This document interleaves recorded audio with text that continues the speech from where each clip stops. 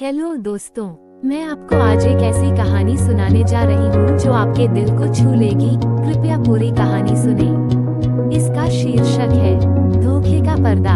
अध्याय 1, पहली मुलाकात। मुंबई, जहाँ सपने रोजमर्रा की जिंदगी के ताने बाने में बुने जाते हैं, तो जीवन एक ऐसी दिशा में टकराने जा रहे थे जिसे न तो वे और न ही कोई और देख सकता था।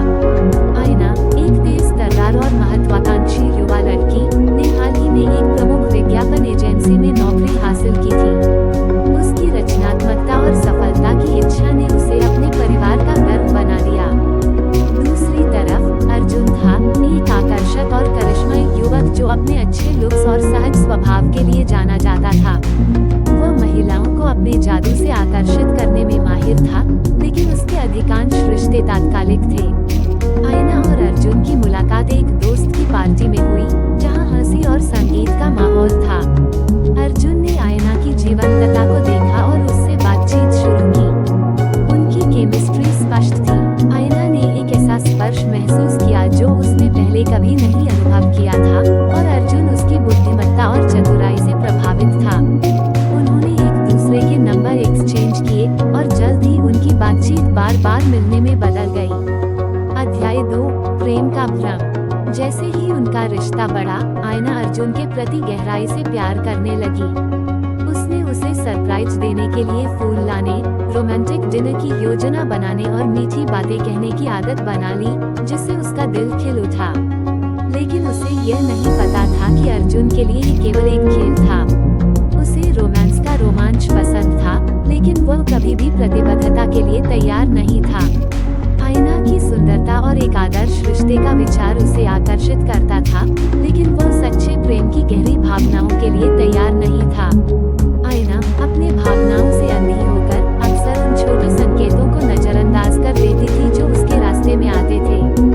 दोस्तों ने अर्जुन की नजाकत के बारे में चेतावनी दी, लेकिन उसने उनकी चिंताओं को अनदेखा किया, ये सोचकर कि उनका प्रेम अलग है।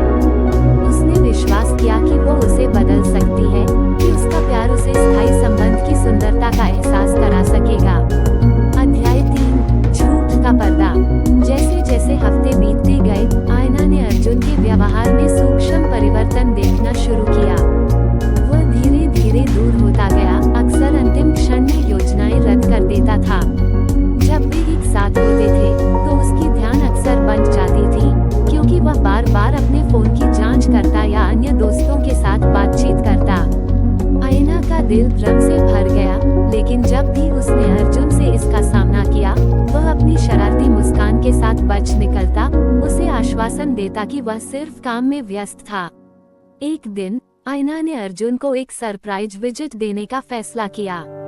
जब वो उसके अपार्टमेंट में गई, तो उसे एक अप्रत्याशित दृश्य का सामना करना पड़ा। अर्जुन अकेला नहीं था।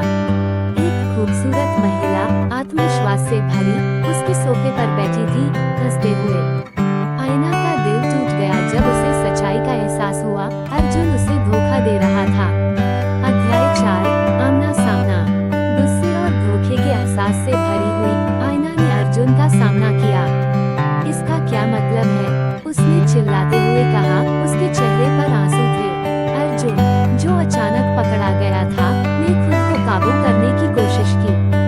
यह ऐसा नहीं है जैसा तुम सोचती हो, उसने हड़बड़ाते हुए कहा, लेकिन आयना उसकी आंखों में अपराधबोध देख सकती थी। तो फिर यह क्या है? तुमने मुझसे झूठ बोला।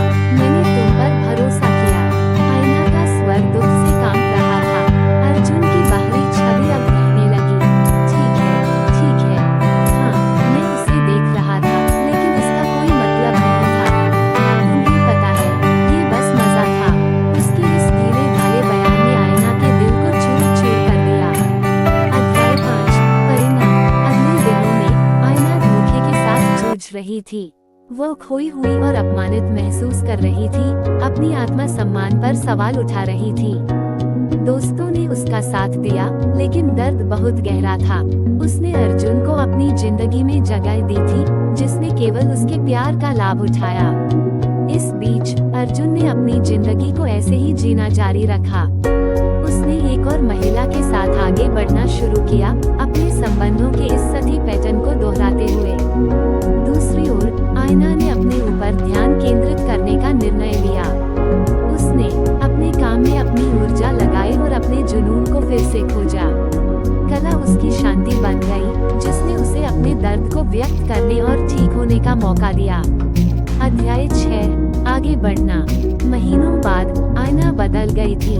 वो मजबूत, अधिक आत्मविश्वासी हो गई थी और उसने प्यार और विश्वास के बारे में अमूल्य सबक सीखे थे। एक शाम एक कला प्रदर्शनी में उसकी मुलाकात विक्रम से हुई, एक दयालु और सच्चे व्यक्ति जो उसे उसके लिए जो वह थी उसके लिए सराहता था। उनका संबंध अलग था, आदर, समझ और दोस्ती पर आधारित। जैसे जैसे आयना और विक्रम करीब होते गए, उसने फिर से प्यार करने के लिए अपने आप को खोलना शुरू किया। उसने सीखा कि सच्चा प्यार केवल जुनून के बारे में नहीं है, बल्कि यह साथी और समर्थन के बारे में भी है। विक्रम ने उसके सपनों को प्रोत्साहित किया और हमेशा उसके साथ खड़ा रहा, उसे कभी भी कमतर महसूस नहीं होने दिया। अध्याय 7, समापन। एक दिन आयना को अर्जुन से एक संदेश मिला।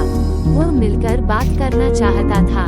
बहुत सोच विचार के बाद उसने सहमति दी, न कि उसके लिए बल्कि अपनी खुद की शांति के लिए। वे एक कैफे में मिले, जहां अर्जुन ने अपने व्यवहार के लिए माफी मांगी, ये दावा करते हुए कि उसने अपनी गलतियों से सीखा है। आयना चुपचाप सुनती रही, उसका दिल अब उसकी मोहकता से प्रभावित नहीं था। मैं तुम्हारी माफी की सराहना करती हूँ अर्जुन, लेकिन तुम्हें ये समझना चाहिए, मैं तुमसे बेहतर की हकदार हूँ, उसने दृढ़ता से कहा। मैं आगे बढ़ चुकी हूँ और मैं तुम्हें शुभकामनाएं देती हूँ, लेकिन मैं तुम्हारी जिंदगी का हिस्सा नहीं बनना चाहती। अध्याय 8, एहसास। जब आयना कैफे से बाहर निकली तो उसने महसूस किया कि उसके कंधों से एक भारी बोझ उतर गया है। उसने एक ऐसा अध्याय बंद कर दिया जो कभी उसे परेशान करता था। यह एक याद दिलाने वाला था कि प्रेम कभी धोखे या वासना पर आधारित नहीं होना चाहिए। सच्चा प्रेम विश्वास, आदर और गहरी भावनात्मक कनेक्शन पर आधारित होता है। विक्रम बाहर उसका इंतजार कर रहा था, उसके चेहरे पर एक गर्म मुस्कान थी। जैसे ही आयना उसकी ओर बढ़ी, उसने फिर से आशा और प्रेम का एक नया अनुभव किया। उसने सीखा कि दिल, भले ही नाजुक हो, ठीक होने और नई शुरुआत को अपनाने की क्षमता रखता है। निष्कर्ष। आयना की यात्रा ने उसे यह सिखाया कि प्रेम केवल ऊंचाइयों और गिरावट के बारे में नहीं है, बल्कि यह उन सबक के बारे में भी है जो रास्ते में सीखे जाते हैं। उसने धोखे का सामना किया और मजबूत होकर उभरी, एक सच्चे और संतोषजनक प्रेम को अपनाने के लिए तैयार। अर्जुन उसकी जिंदगी का एक अध्याय था, लेकिन अब वो उसे परिभाषित नहीं करता था। उसकी कहानी बस शुरू हो रही थी और इस बार वो इसे अपने दिल को खोले रखकर सच्चे प्रेम की सुंदरता को अपनाने के लिए तैयार थी।